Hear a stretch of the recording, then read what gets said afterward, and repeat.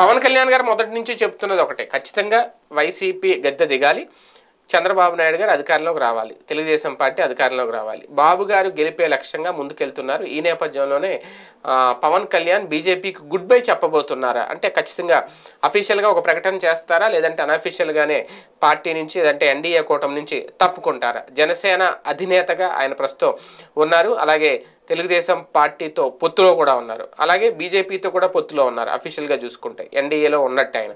కాకపోతే ఎన్డీఏలో లేని తెలుగుదేశం పార్టీతో కలిసి ఎన్నికల బరిలోకి దిగితే ఖచ్చితంగా అది పొత్తు ధర్మం అయితే అవ్వదు.